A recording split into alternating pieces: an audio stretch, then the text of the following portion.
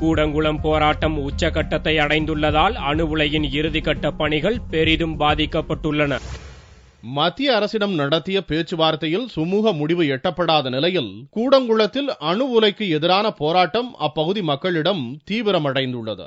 உண்ணாவிரதம் மட்டுமின்றி சாலை மறியலிலும் போராட்டக் குழுவினர் ஈடுபட்டு வருகின்றனர். இடிந்தகரை பகுதியில் மட்டுமே தங்களுடைய போராட்டத்தை நடத்தி வந்த பொதுமக்கள் கூடங்குளம் அணுமின் நிலையத்துக்கு அருகிலேயே பந்தல் அமைத்து தர்ணா போராட்டத்தை துவக்கியுள்ளனர். தர்ணாவில் ஈடுபடுவோருக்கு அங்கேயே உணவு தயாரிக்கப்பட்டு வழங்கப்படுகிறது.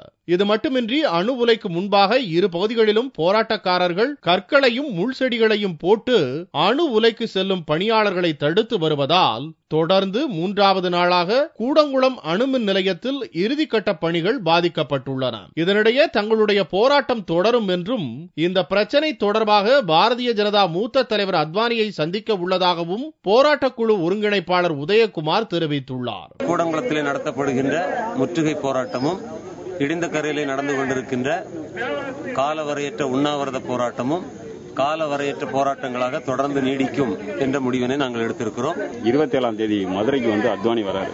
அவருடைய ரத யாத்திரை ஆரம்பிக்க வராரு. போராட்ட குழு நேரா நீங்க போய் அவரை பார்த்து அவங்களுடைய ஆதரவையும் நீங்க கேட்பீங்களா? நாங்கள் போக வேண்டுமா, போய் சந்திக்க வேண்டுமா என்பதை எங்கள் தலைவர்கள் எங்களுக்கு சொல்வார்கள். அதன்படி நாங்கள் முடிவு செய்வோம். அணு உலையில் நடைபெற இருந்த பணிகள் தற்போது நிறுத்தப்பட்டுள்ளதால் டிசம்பரில் மின் உற்பத்தி துவங்குவது காலதாமதமாக கூடும் என்று கருதப்படுகிறது.